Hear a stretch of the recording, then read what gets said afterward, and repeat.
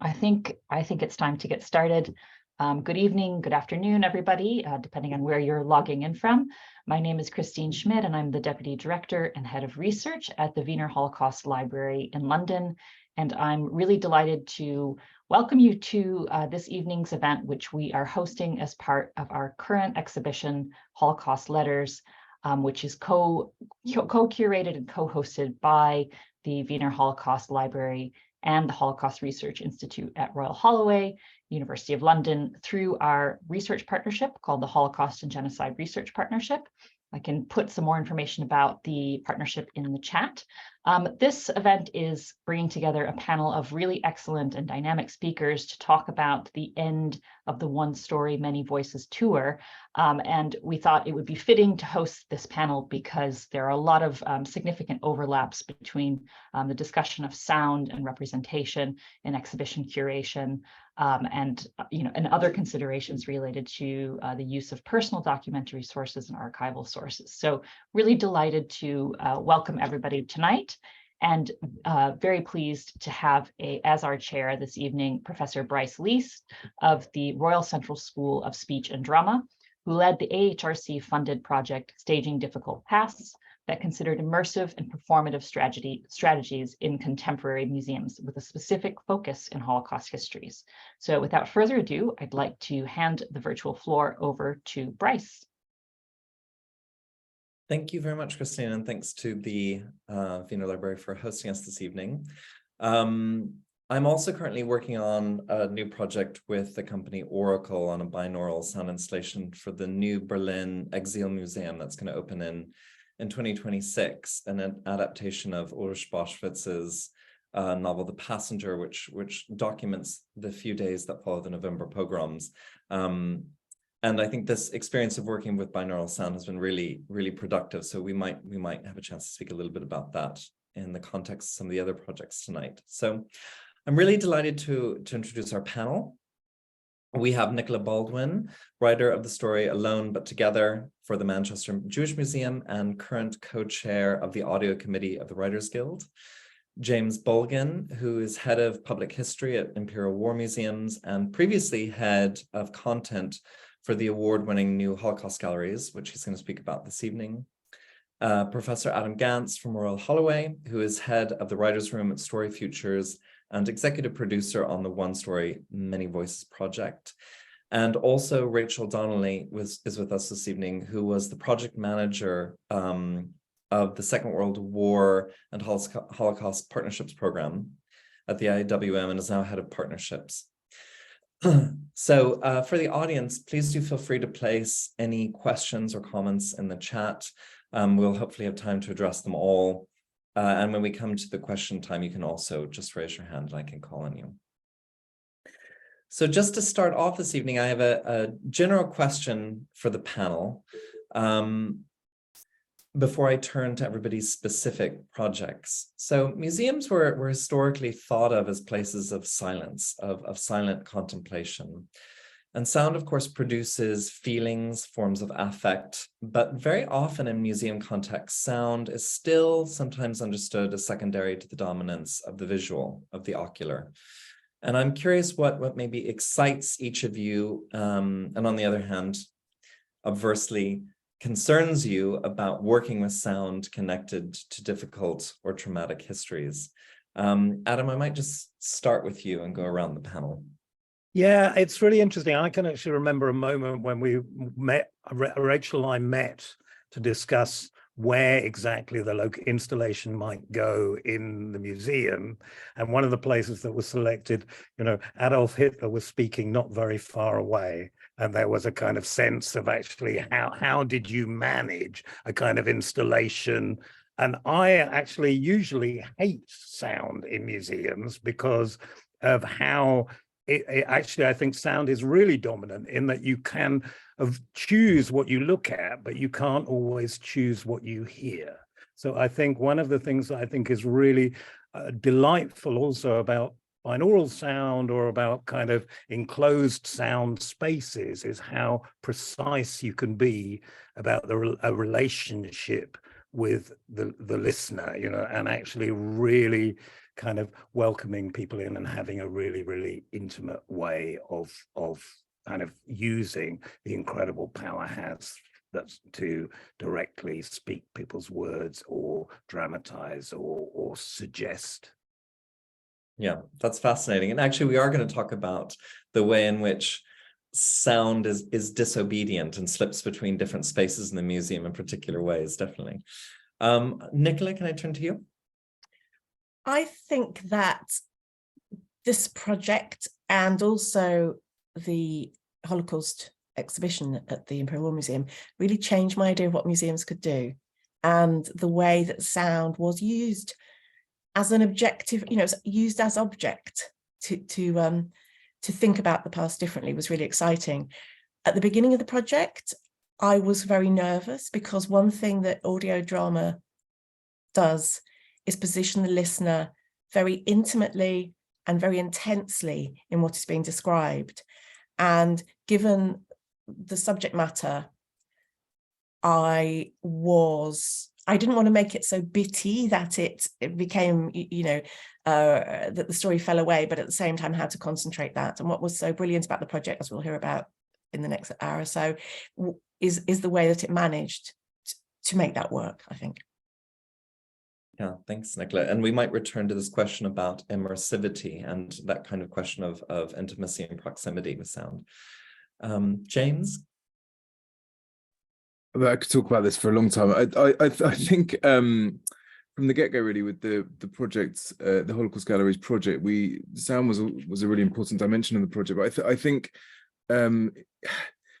but partially because of the narrative galleries, but also I wonder if some of the assumptions about sound in museums go along with other assumptions about what museums are or aren't. Because to me, museums are intrinsically affective spaces, and obviously sound is a critical kind of vector of affect. And so my feeling with the Holocaust Galleries really from the start was that to choose not to use sound was not to choose the absence of sound, it was to choose to privilege the ambient sound in the space and allow that to become the kind of the latent kind of oral soundtrack. And that is a choice. You know, that it's impossible not to make a choice. You know, even not making a choice becomes a choice. So we thought, well, we should think then more carefully about what the sound should do. But my feeling is that, like I say, assumptions about museums perhaps historically privileged the kind of the mimetic over all else, and our feeling with the sound in the galleries. And it was interesting when we went out to tender for look for projects, the instincts of a lot of the people we went to was that the only way to approach museological sound is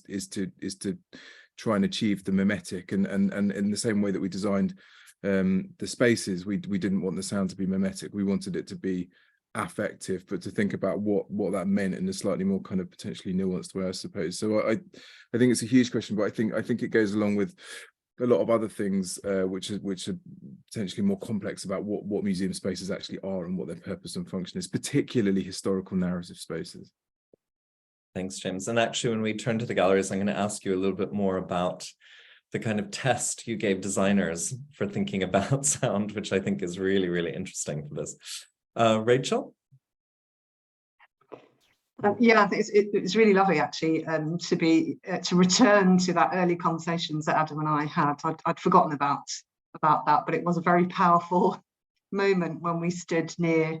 I think it was an audio and sound piece of Hitler giving a particularly bombastic speech. So yeah, I think for me, certainly at the beginning of this project, we haven't necessarily isolated that we would focus on sound, and that evolved as the project evolved. So I know that we'll speak about that a little bit later, but also in terms of picking up on James's point, I think our collection at the museum is so rich in many different ways, in art, in letters, in objects, and sound is very much part of that, and the sound archives. And so having worked with James on the galleries previous to this project, all of that for me was in the mix, and very much I see my role at the museum as trying to encourage visitors to engage with all the different aspects of our collection and all the different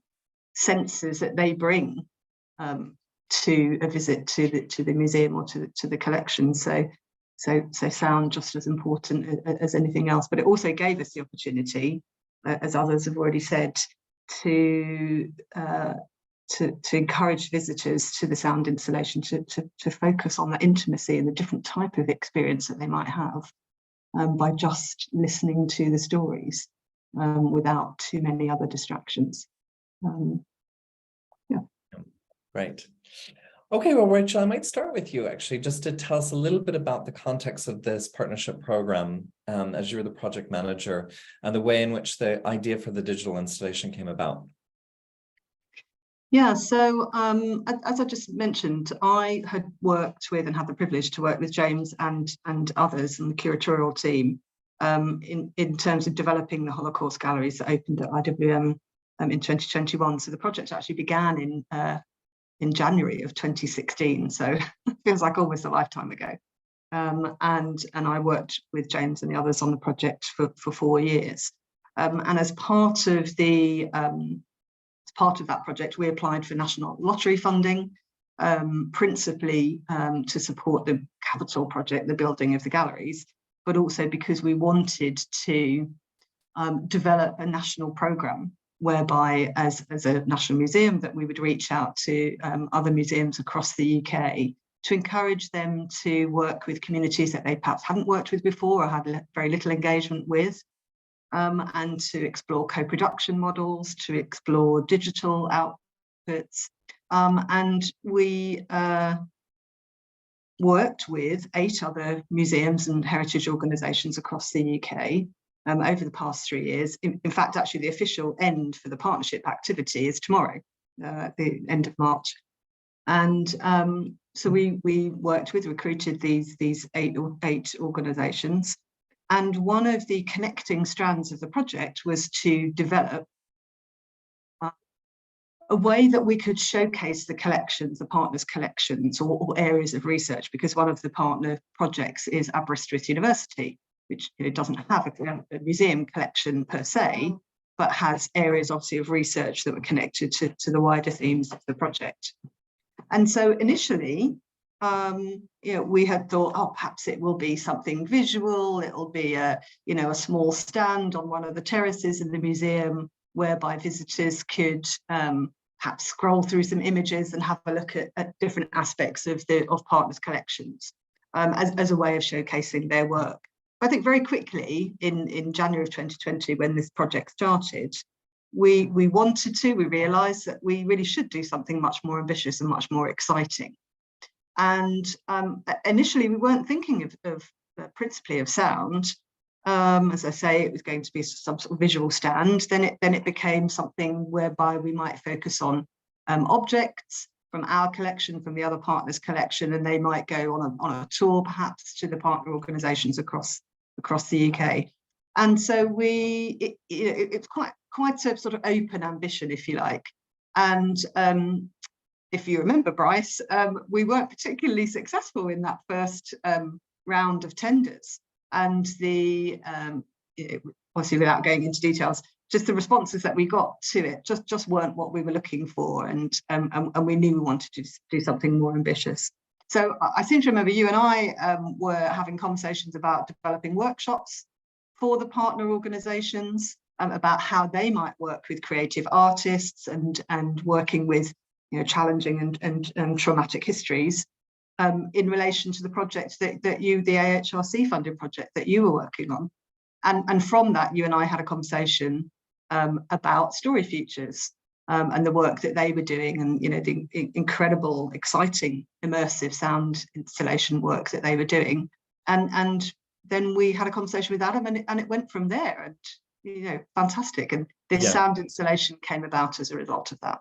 And Adam, did you, when you saw the tender for this installation, did you immediately think about it in relationship to forms of writing and storytelling? Well, yes. I mean, it seemed we had, perhaps there are 2 ways of talking about StoryFutures. Academy was a training organization, and one of the things that we were doing was training writers in writing for immersive, or what I was doing, writing for immersive sound, but also VR, augmented reality, immersive theatre, all sorts of possibilities of, and training people not kind of necessarily starting out, but like writers like Nicola or other kind of really experienced writers who might not have worked in the medium or not worked in the medium in this way before.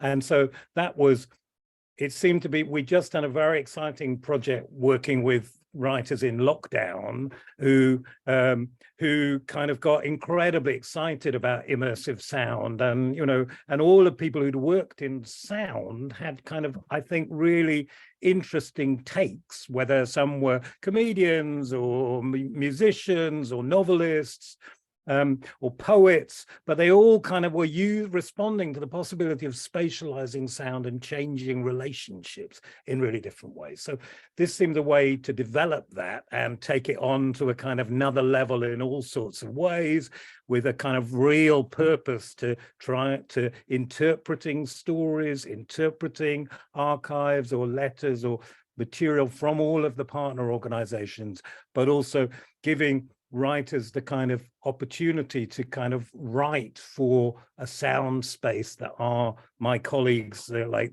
we had creative sound designers who, as part of StoryFutures, who were really also really excited to kind of help build those spaces.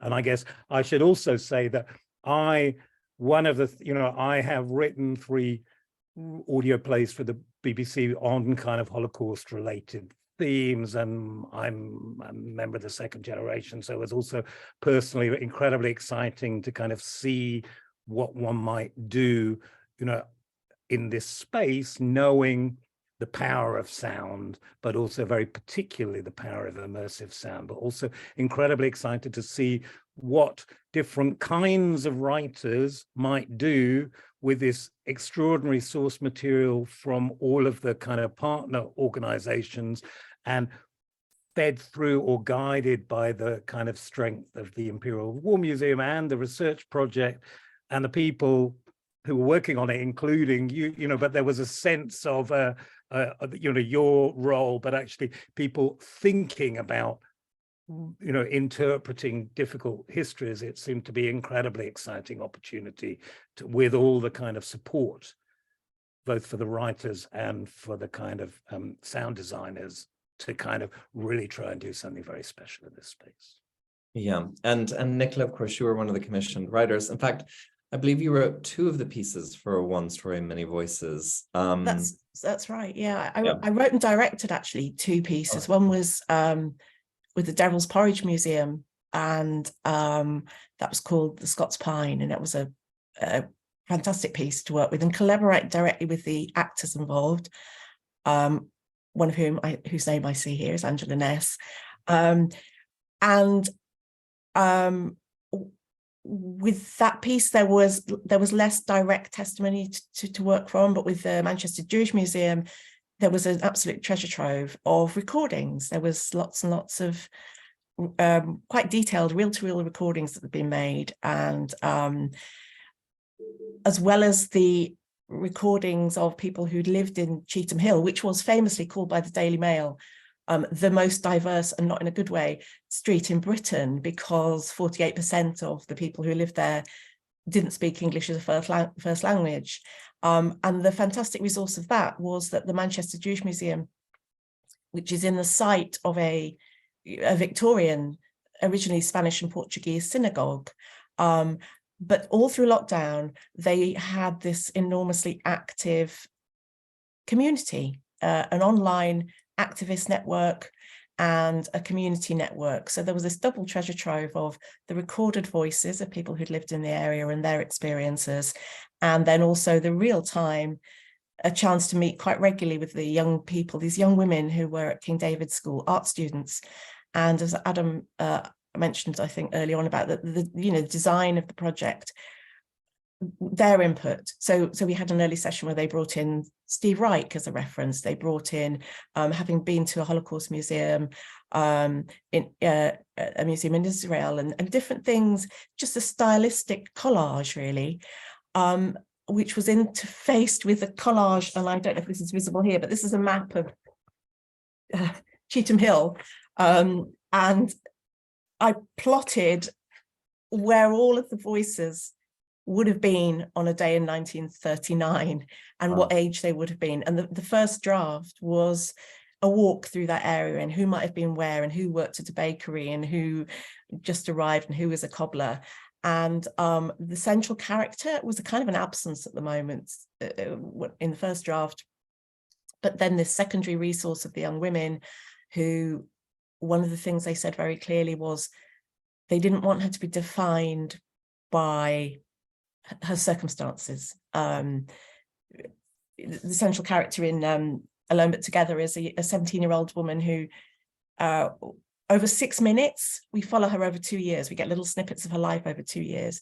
And she arrives age 17 in this country on a domestic visa. She's the only person to get out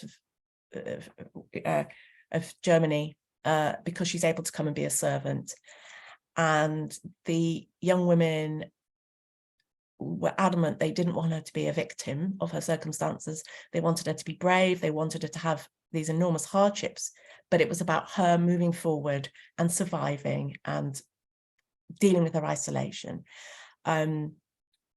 So the voices of the characters from the past, which also included some incredible women who would have been teenagers in 1939, and hearing them fused together in this kind of one enormous journey about the community, and just the fact that this was done entirely in lockdown.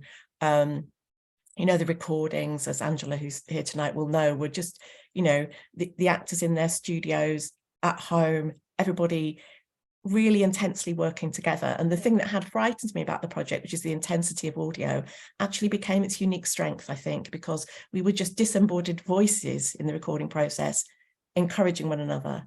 And I think that's part of what gives it this amazing atmosphere when you listen back to the pieces. Yeah, it's really interesting as well, the way that we encountered the 17-year-old woman, because that we see the linguistic challenge of her speaking English in conversation, but then we also encounter her through letters, where she has a lot more confidence and she's speaking directly to sort of intimate family relationships. Do you want to talk a little bit about this approach, about the way in which we encounter her experience, her subjectivity, her voice? Yes, I wanted to progress that through the pieces. So we meet her at these kind of roughly 6 monthly intervals over 2 years. And in fact, on the One Story, Many Voices website from the Imperial War Museum, you can see the text of the piece. And that she starts off really struggling perhaps to make herself understood, not least because the border force guy at Dover is determined to kind of not listen to what she's saying, and she's trying to connect with him. And she does pick up not only English and grows confident in English, but she also, in her letters to and from her father, which stop at a certain point, obviously, as her family are taken east and taken to a camp, she experienced a different relationship to her mother tongue. And then towards the end, she picks up things like, you know, saying, "Oh, you daft tapeth, shut the gate." I also, that again came from all the recordings, because there was lots of people, like this fabulous guy who's recorded, who always played table tennis, and his family, he was second generation, you know, already in the 1950s was second generation, and his father was from Russia, and he couldn't understand his father because he was the youngest of a lot of siblings, and how there is this kind of multiplicity of voices and accents strike through the whole community. And I wanted to kind of plot that, and the another kind of brilliant voice actress, obviously, Laura Sophie Helbig, who is, her first language is German, but she very precisely got that sense of growing confidence in the language. But what was interesting was that how we wanted it to be was that the character's confidence in the language precedes her confidence as a person to express what she feels. So she can function in the language, but it's only at the end, when she finds relationships she feels comfortable with, that she can relax more into it. I could talk about this project for 8 minutes, 6 minutes long, but it was a profound experience to do. Actually, I wanted to just pick up on that, the 6 minutes, the 7 minutes. There's a number of stories, there's 8 stories, I believe, in total. So I think the idea is that the audience has a choice, a selection, but also it's time limited during a museum visit. So was this kind of brevity challenging, or did this feel like an opportunity? It's challenging, but it was a fantastic opportunity, because in the end, what you had to create was a dramatic poem. And if you listen to the different pieces, different writers have approached that differently. Because there was this input in the Manchester Jewish Museum piece from, things like Steve Reich and kind of using formalism as a way of actually making it not an unbearable moment where she's overwhelmed by the fact that she's isolated and she'll never see her family again. It was actually a progression. So by having little, 1 minute segments, in fact, both that and also the Devil's Porridge Museum piece were broken up so you could maximize the moments you spent with the characters. But then again, I think audio is a very powerful medium in that respect. You can hear, most of us can remember a phrase that was said to us at some heightened time, or, if you think of Samuel Beckett, when he talks about the dog's moments, my mother's moment, the moment at which his mother died.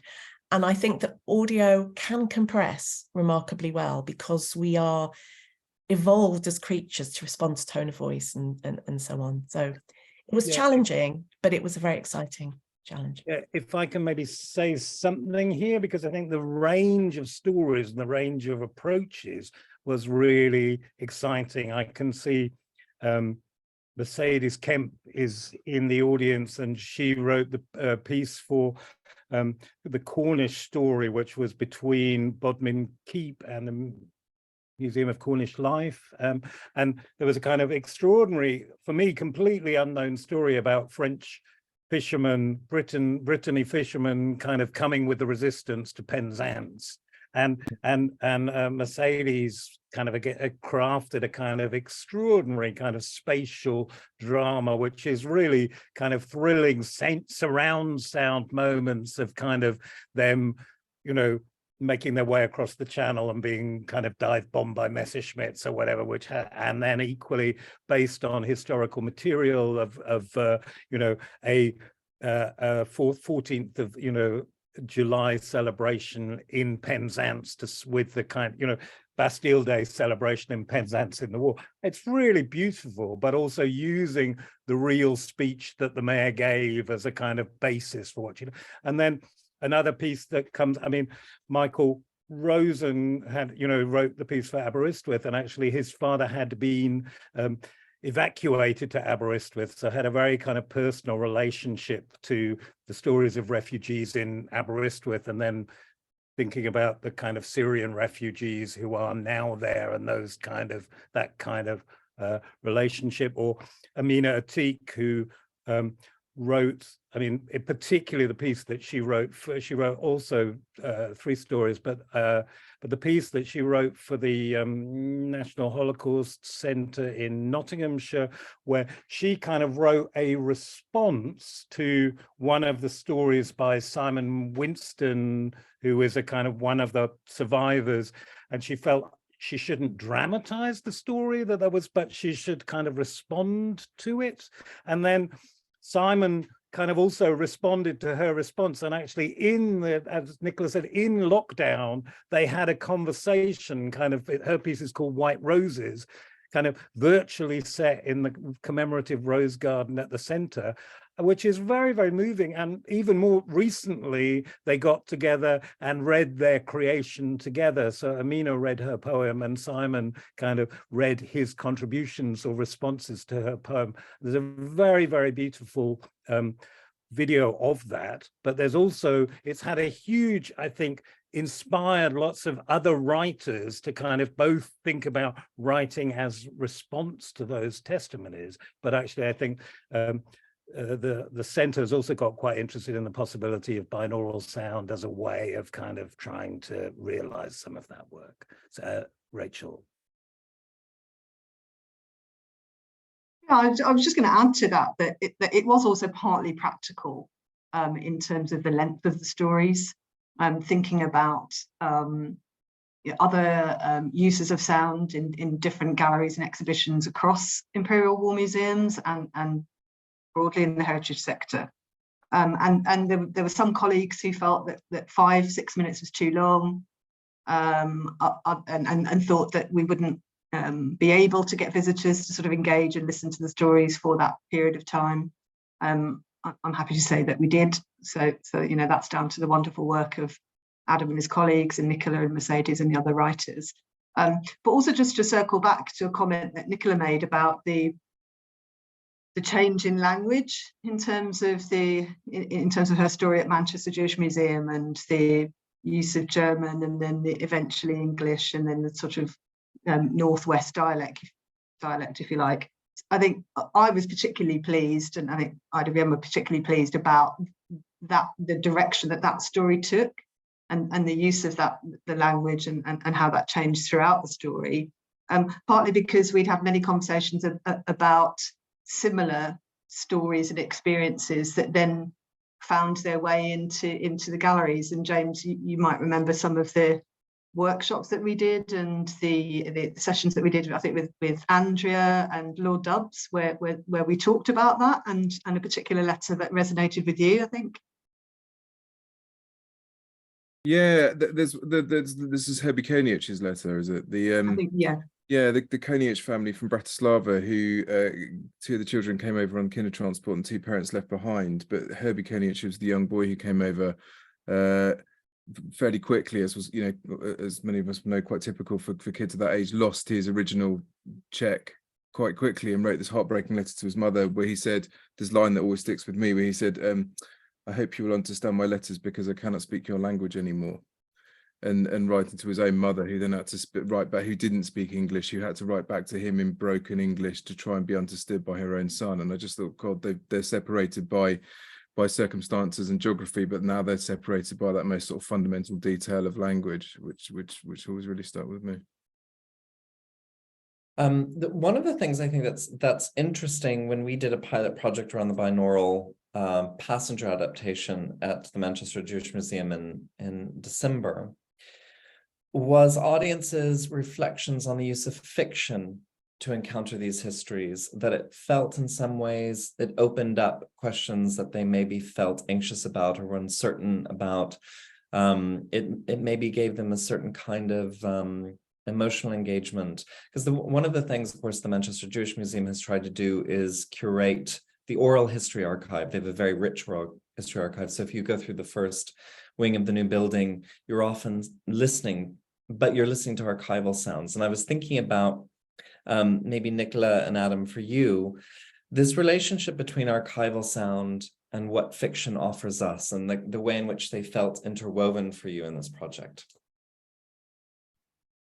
I tried to find the fiction in the archive. So I spent a good couple of weeks just immersing myself in these. Some of them were like over an hour long, these recordings of just really listening. And the Klein sisters, 2 of whom feature, both voiced by Stephanie Houtman in Alone But Together, who are from this real family of girls. It was the interplay between them as well, and the joyfulness that they had with one another. So from hearing how people, just the little asides people make, not even talking about their history, but the way they talked about community, what they did, little details, that there was Jewish rambling clubs, and there was another Jewish rambling club that would kind of deliberately go and get lost and then go and bust up black shirt meetings. And it was to get a sense of who those characters were. So the fictional characters were created from a sense of choices that you got from listening to the real voices. I guess the beautiful thing about using binaural sound, I mean, you can do it in audio with different mics, but the thing about binaural sound was you have a possibility for 2 voices. So when you have interactions between 2 characters, the relative positioning, how they are speaking to another person. And so, for example, in the Devil's Porridge Museum piece, it's 2 characters, both of whom are talking to another. In one sense, it's a matron at a children's home talking to a child, and in the other, it's a woodsman from British Honduras, what is now Belize, who's talking to a tree that he's carrying. But actually, that sense of the other, I think that's what fiction allowed us to bring to the archive. It wasn't just a testimony of one voice, but there was an implied other that then becomes the listener. So it became a dramatic space. And I guess that fits with what, James and Rachel were doing with the museum space, that it positioned you in a very personal, but also very dynamic relationship with the historical artifact of the sound. It was, and again, the girls who in the young creative activists were saying, we don't want it to just be something where you put in headphones and just listen to a piece of sound. It was somehow you were positioned and moved dynamically by it, and obviously the binaural effect was instrumental in that. And there's something else I think that's incredibly important in thinking about these as spatial stories, is that they're all stories of different places. And people really respond. We've done various bits of research into how people have listened, but people really like hearing the stories of, the Cornish stories in Cornwall, or the Scottish stories in Scotland, or, the Manchester stories in Manchester, and then spreading out from that to discover other stories from other parts of the country and how those were similar or different, how they chimed together, how they responded. People responded differently. And I think that it's really interesting to think what it means to tell stories spatially in the way that Nicola has said, but also that we're telling distinct stories of place, funded via the Heritage Lottery Fund to actually encourage storytelling in those places, and perhaps have we were able to support, we're a UK-wide organization, but actually being able to kind of encourage people to think about that across the country, and also thinking about the difference between it. I mean, for example, again, the story which we've not referenced, let's say the story with Northern Ireland, with the kind of, where again we have a story not necessarily known about the Belfast Blitz, but thinking about how that might be experienced as, and again, a very experienced writer and an experienced radio writer, but really getting excited about the possibility of what you might do, just thinking about a sound piece that really, writes from inside a space, but also tells really differently a story that lots of people in Belfast know about the war, but very, very few other people in the country are aware of at all, I think. Yeah, absolutely. Thank you for those reflections. There's a few things that prompt that we can come back to for me about the relationships between first and third person that spatialized binaural sound enables, that monodirectional sound doesn't always. And with that, I think I'm going to turn to you, James, to talk about how sound functions very differently compared to the way it worked in the previous iteration of the Holocaust Galleries at the Imperial War Museum. So did you want to talk to us a little bit about your process of thinking about sound? I know that you worked, for example, very carefully with a sound designer on that. Yeah, I mean, in the previous exhibition, the function of sound was really just to be the kind of diegetic accompaniment to the AV pieces. So it was literally, the voice of Goebbels near the start as he was, sort of shouting from a screen and that sort of stuff. When we started, we made the decision really early on that none of the AV pieces, the visual AV pieces, should have accompanying sound. So the function of the sound wasn't to sort of serve the imagery, and it wasn't, as I mentioned earlier, to be mimetic. It was to be a more kind of consolidated part of what I would describe as the sensory nexus that galleries are. So to say this has a core function, but its function isn't just to sort of serve the other vectors of interpretation within the space. It's to be its own thing. And I think the best way of describing what that ended up being is that the sound then became impossible to describe, because as soon as you then try and describe what it is or what it's doing, it ceases to be what it is, because intrinsically it only functions as sound and nothing else. And you know, we had ideas ourselves about what it was to do, and that sometimes that was quite practical in some ways, like in the opening space. For those of you who've been to the exhibition, one of the opening spaces is a space that we call Jewish Life, which is about, you know, the plurality and diversity of pre-war Jewish life across Europe.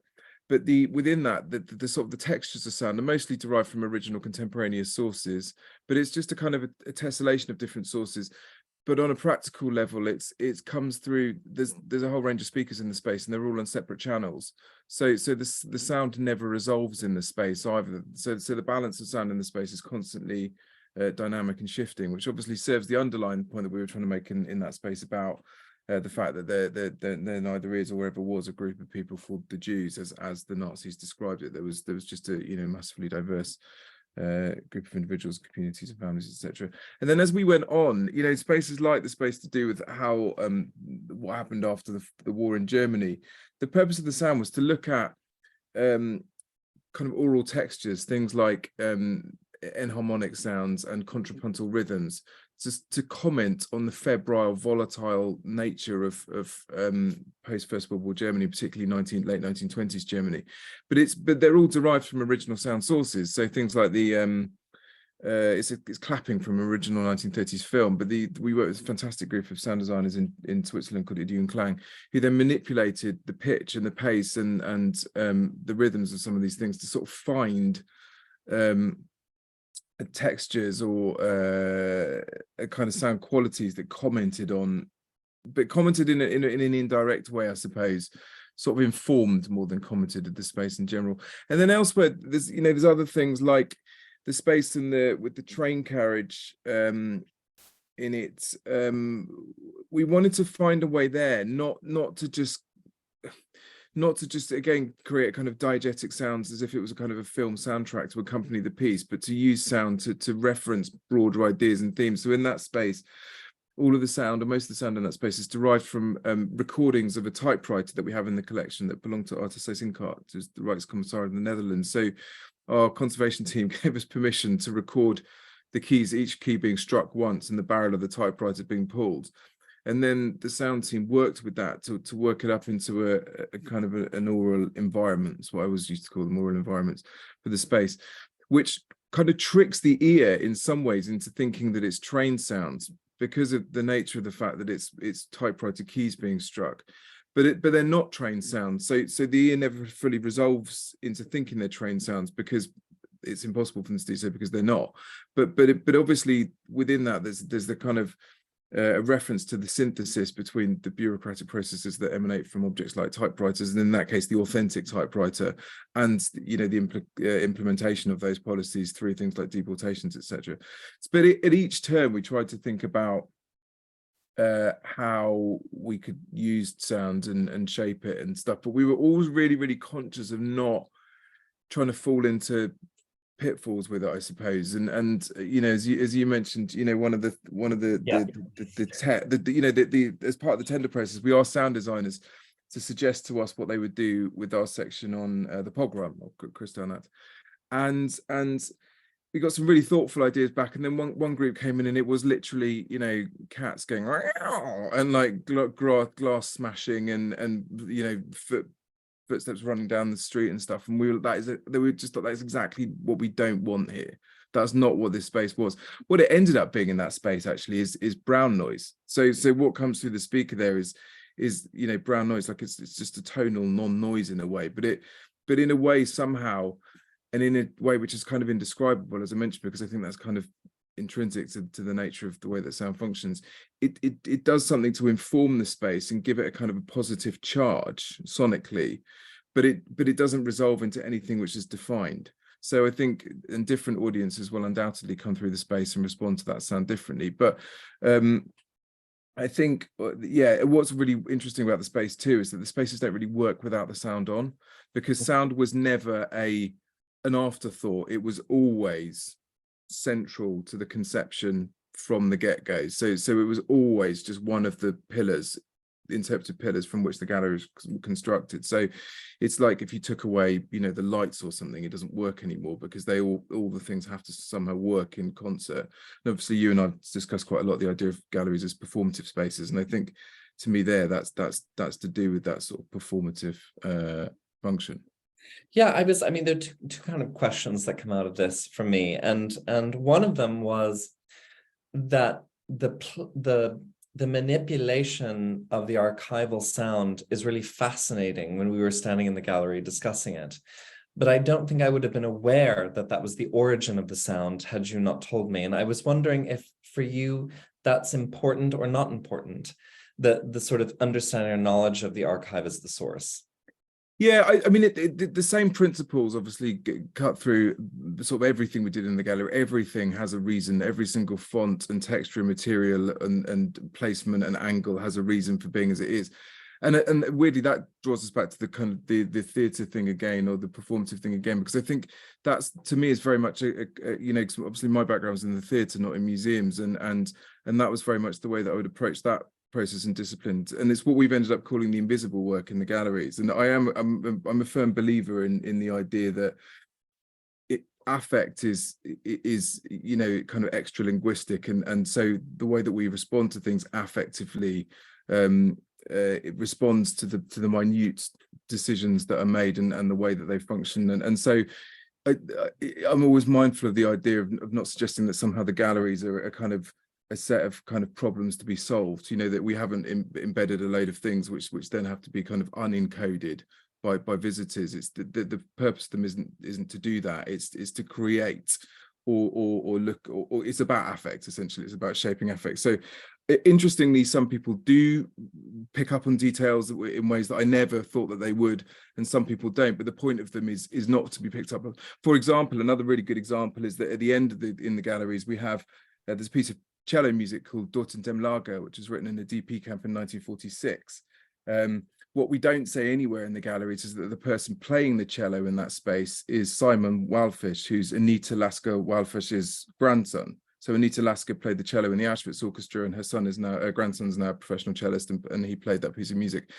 The reason we got him to do it is because, I'm a profound believer in the idea that somehow the way some minute detail of the way that he formed the sound in the way that he went about that process is informed by his kind of life world and his experience and his knowledge and his sort of inherited knowledge of his grandmother's experiences. So, and obviously every single cellist plays the cello differently, because, you know, that's how musicianship functions, but his musicianship as subject position, we just felt it was really important. If somebody was to play the cello in that space, it should be him. It shouldn't be a session musician who we put the dots in front of and just kind of played the dots, and would have played them very well, but they wouldn't have played them the same.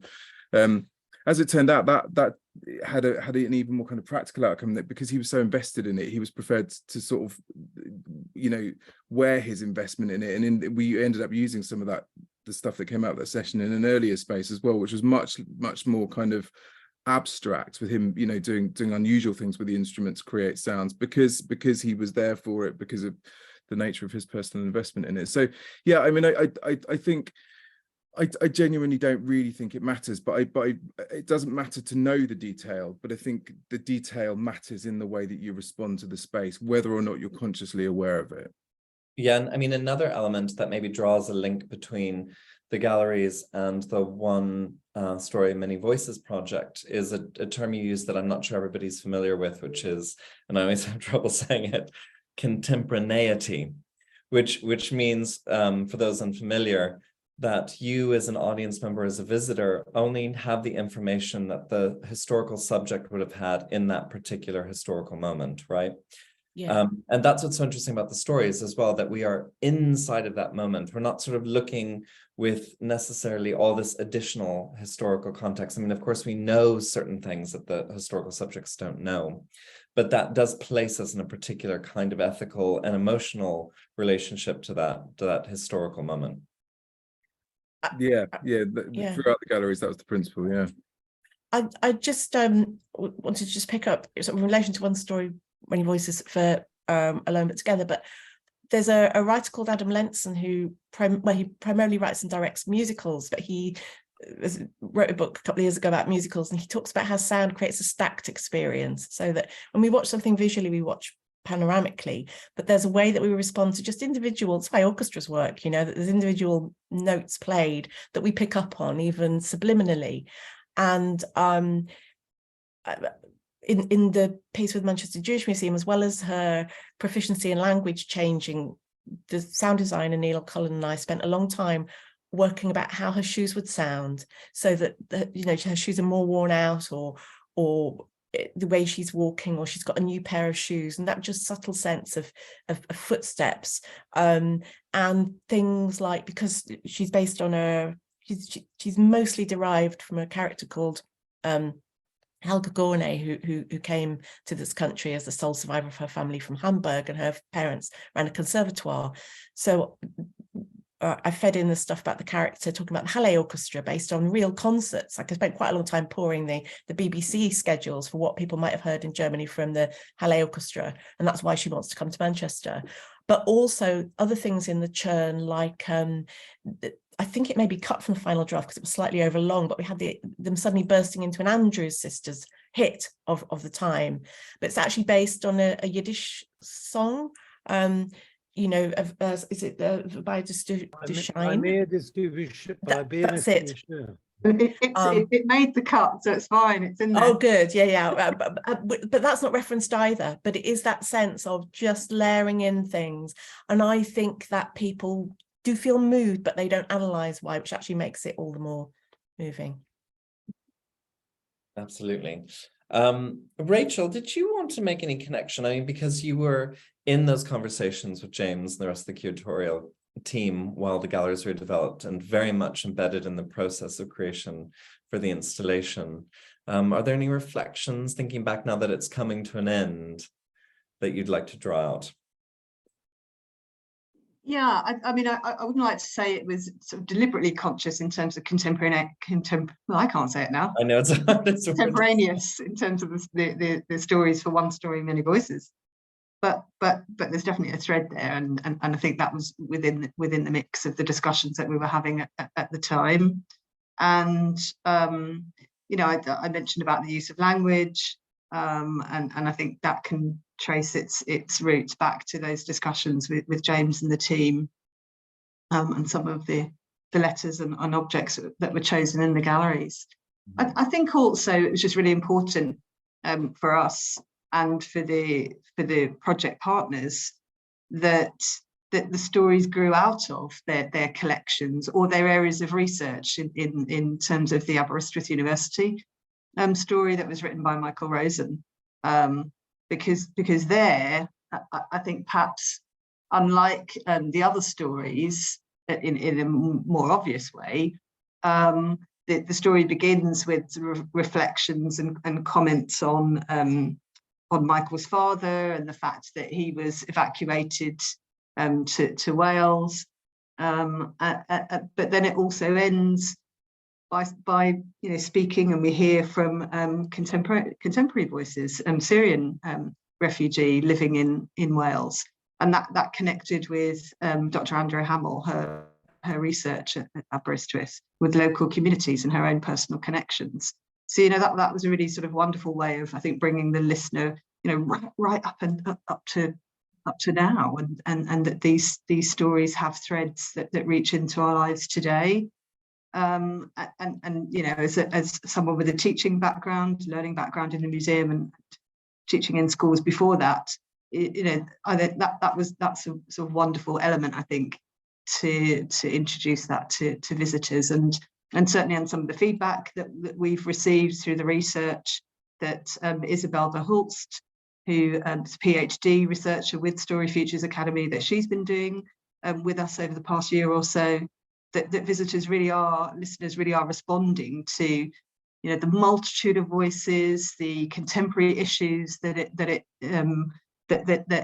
they're provoked perhaps into thinking about, but also that they are generating those questions themselves about society today, but also wonderfully finding out about those sort of exciting events during the Second World War that Mercedes wrote about in her story for the Cornish partners, and also the fabulous story that Amina Atiq wrote for Tyne and Wear Archives and Museums, where we're taken on a journey with a bus conductress, and she's looking out the window and she's seeing those Honduran servicemen who are sort of arriving in Newcastle on their way to Scotland, which then is a wonderful link to Nicola's story, because she picks that story up in her piece. So, there are just these wonderful threads, I think, that run all the way through. And I think when we get that final piece of research from Isabel in the autumn this year, it's going to be a fantastic read. And also, I think I should add that, of course, all of the stories were also recorded in Welsh. And then one of the stories, the story for Nottingham, was recorded in Polish. Cornish story was also recorded in Cornish. So, not only do we hear these wonderful stories in English, but we hear them in all these other wonderful languages as well. So that has been particularly warmly received by visitors. So we're really pleased with that too. And those are all still available, aren't they, online? So indeed. So the link is the link's there in the chat. Hopefully that link works. And as part of this project, the website stories themselves will be archived so that people can continue to listen to them. Yeah, and just to say, if you do listen, make sure you wear headphones for the full binaural experience.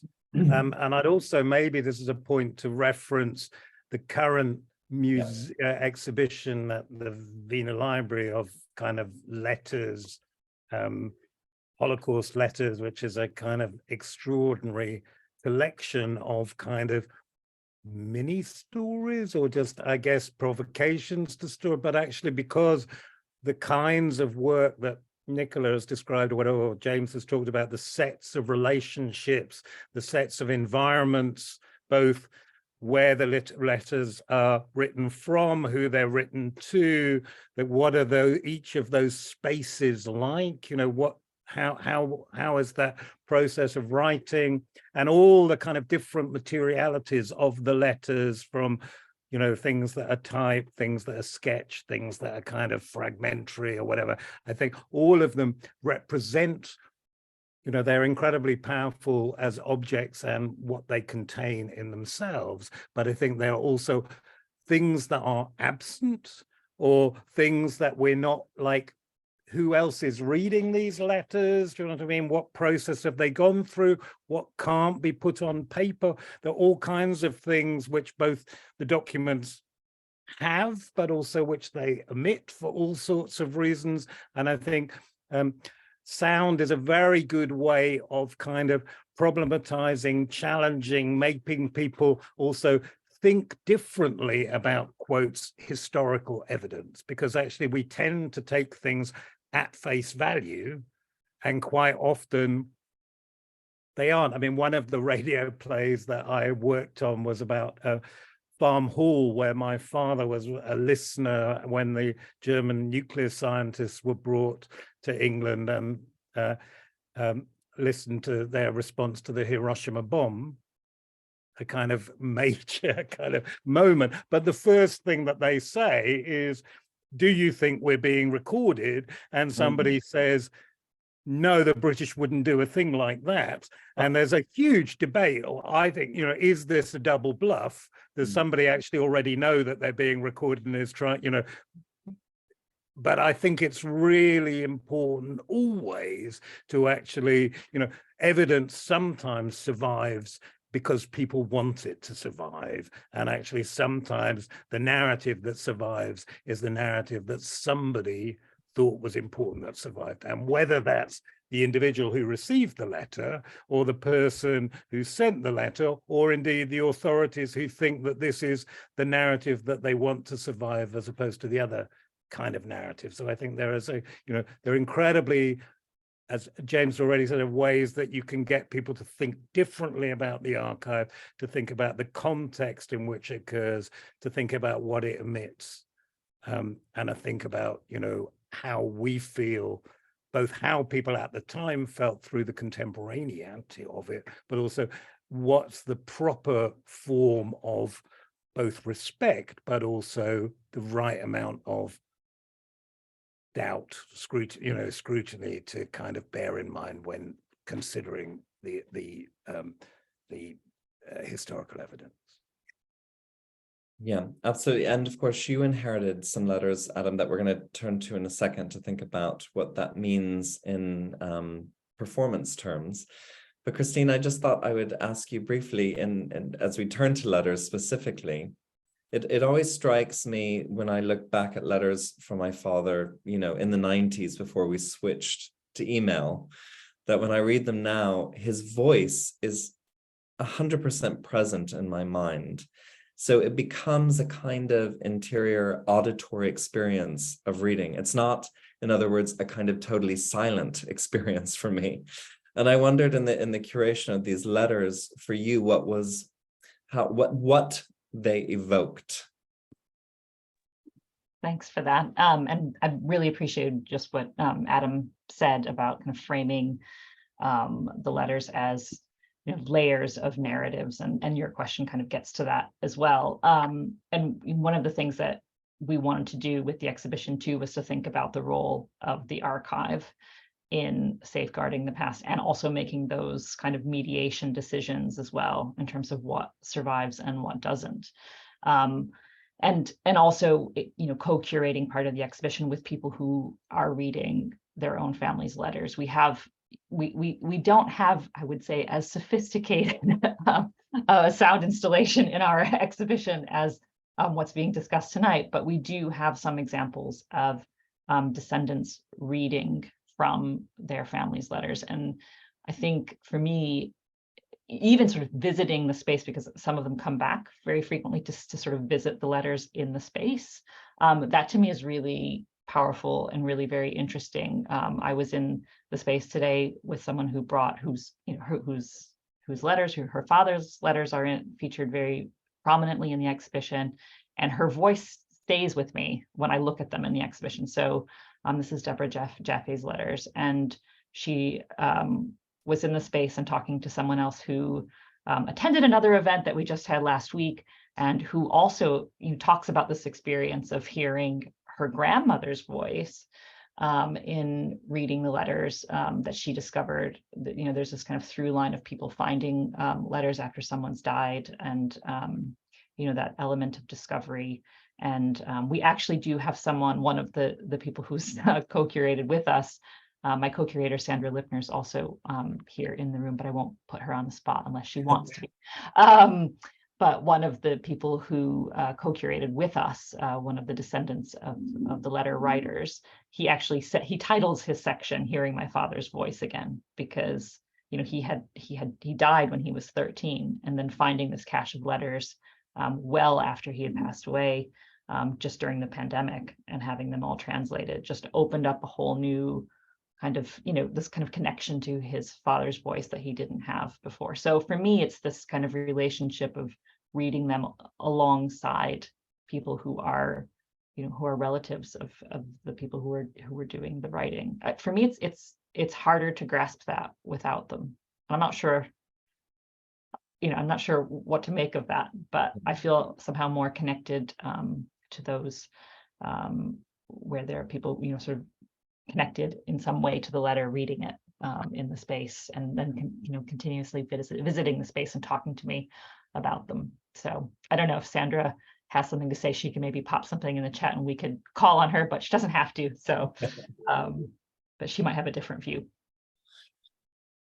Yes, Sandra, please feel free to put something in the chat. We can come back to it. So I think we can end our panel discussion on an upcoming project, one that's going to take place at the Berliner Ensemble in June. And Adam, do you want to just tell us, first of all, a little bit about the primary sources of this performance, the letters from your grandfather? Yeah, my great-grandfather, and in fact, this also comes back to Sandra Lipner, because 2 letters from my great-grandfather, Felix Ganz, are in the Wiener Library, Wiener Holocaust Library current exhibition. They were written by Felix Ganz from the room, or before, and from the room in the Jewish house in Mainz, where he had been moved to before his deportation, first to Theresienstadt, where he survived for 2 years, and then he was on the last transport from Theresienstadt to Auschwitz. and based on, but all the letters that he wrote and all the replies were written to Sandra's family. Heinrich Brenzinger, who was the recipient of the letters, was married to Felix Ganz's niece, who was half Jewish. And I guess there's a kind of incredible complexity of narrative, which also goes right back from before the First World War, and the letters continue until the 60s. And likewise, I saw extraordinary letters like, thank you letters from my father for the money that he received, and this is what I've spent it on. And sometimes things that absolutely connected with what he did in later life. But there is a letter which kind of describes that he's got, he's added to his tree his tree nursery. I thought, what, my father never had anything to do with, but equally thinking about other lives or other possible lives, which perhaps draws on some of the things that James was saying about all of the different kinds of Jewish identities or all the expectations that people had. My father wasn't able to speak about it at all, as is quite common. And I think, a lot of that was even talking about what must have been really good times from a kind of, very wealthy family. And I think, much kind of love and excitement going on, but because he knew how it ended, it was not possible for him to speak about it. Anyway, one of the things that was also discovered was a sketch of the room where Felix Ganz was, and working with a company called ScanLab Projects, we are going to rebuild the room from the sketch and kind of also discover Felix's other journeys. Again, he traveled widely throughout Europe and the Middle East. He had a big art collection of Islamic and Oriental art. He kind of visited Kospoli, as he called it, Constantinople, at least 50 times. Do you know what I mean? So we can start thinking about how to use the technology both to map this particular space that he was reduced to, but also to replicate all the objects that he brought with him. All the images were also objects of effect, objects that had important memories for him, of people, of places, of kind of the life that lived. So we will be reproducing that. One object we know, which was in the museum, in the room, found its way to the Landesmuseum in Mainz, and we will also be bringing that as the only physical object in this virtual room.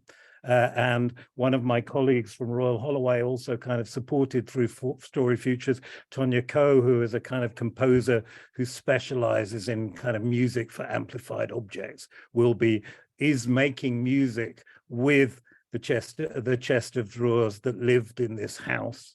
And it's a collaboration not just with the Berliner Ensemble, but with the Komische Oper in Berlin. So there will be somebody singing to and with the chest of drawers, and we have a kind of ensemble. And actually, the power of sound is extraordinary.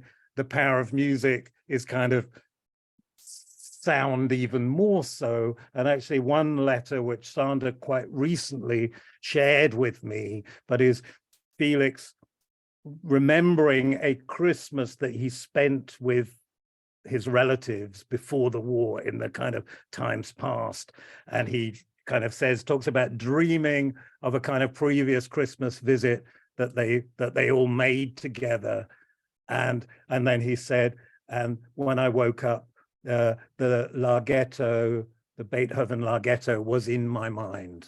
And then kind of how happy are people who don't have to go all through this. And we, actually today we were rehearsing and I was listening to a version of this Larghetto and just thinking how extraordinary it is to be able to kind of have, on the one hand, a direct line, not just of letter, but a direct line of effect, to be able to say, we know that he was listening to this music as he was contemplating where he was then. And we can say, you know, even using a kind of the kind of recording that he might have been listening to, because recorded sound from, you know, there is a version of the Larghetto from 1930 that survives, that we can actually make that direct emotional connection and say, he was listening to it then, and you're going to be listening to it now, and you can share that kind of response with this man who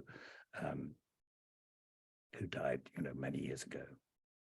And Adam, somebody's just asked in the chat where and when. Could you give everyone details? Yes, that will be.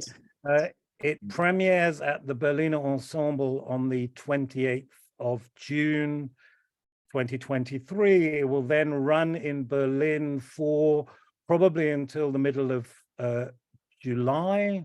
We're starting to have conversations about where a theatrical version might continue and whether there might also be a kind of installation version. But if there's anyone out there who has a theater or a theater space and thinks it's something that they would like to see and hear, then by all means, please do contact us, because I think we're really, you know, there's some really extraordinary work going on. I think we'd be very excited to see how we might share kind of some of the things that we've been talking about spatial sound, about archive and archive becoming story, but also,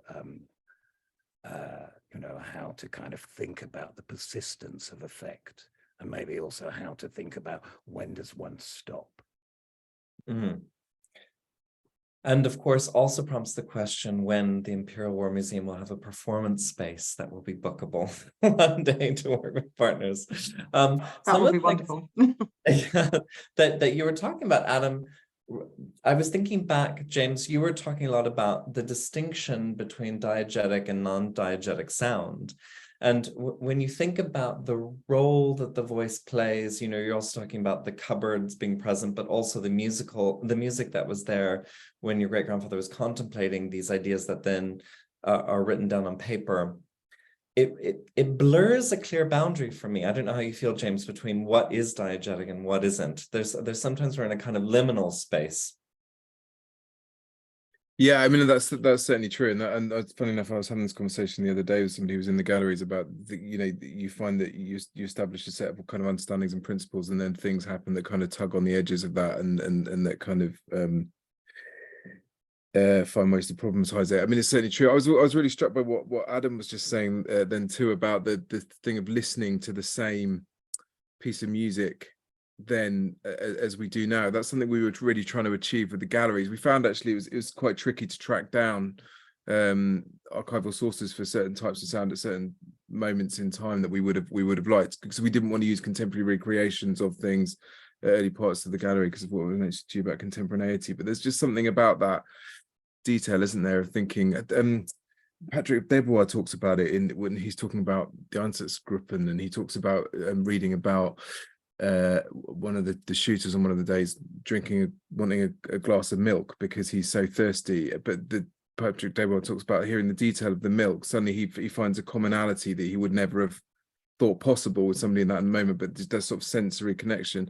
With one ourselves, which is slightly more aligned with what we're doing here. With, funny enough, yesterday my 3-year-old was watching a 1937 like Tom and Jerry cartoon and was absolutely howling with laughter at it. And I thought, and immediately my head said 1937, but there would have been kids who would have been caught up in this history who would have also laughed in the same way at that cartoon. And suddenly that the intervening years just went for absolutely nothing. It was just that moment of affect between a human being in the world in responding to exactly the same piece of culture and having the sort of visceral response to it. And that what Adam just said there about Sam put that in my head too, that thing was saying how we're listening to the same thing that person listened to, but we're both here in the same world doing it. That sort of thing I think is really important too.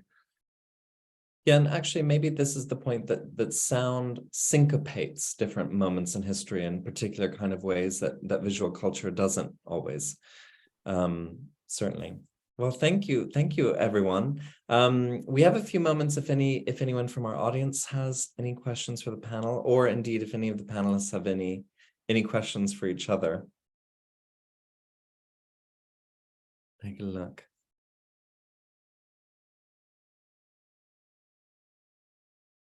But if not, then I can say thank you so much. It was really wonderful to hear your thoughts about this, having been in the background of many of these conversations with all of you in different rooms and in different ways and different boards. It's really fantastic to see how this work has developed. I mean, one thing we of course didn't mention when Rachel said starting this in January 2020 was that there was this pandemic in the middle of many of these projects, which made them incredibly complicated.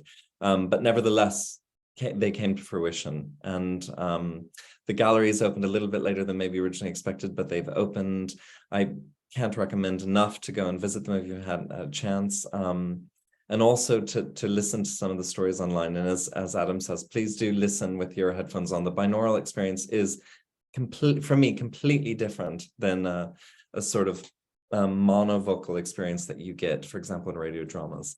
But thank you very much to all members of the panel. And Yeah, thank you just one other thing, just to also stress, do go to the exhibition of letters at the Wiener Holocaust Library. There's a really extraordinary, and there are 2 letters from Felix Ganz in the exhibition, one of which we use as, you know, it will also be used in the Berlin Ensemble project.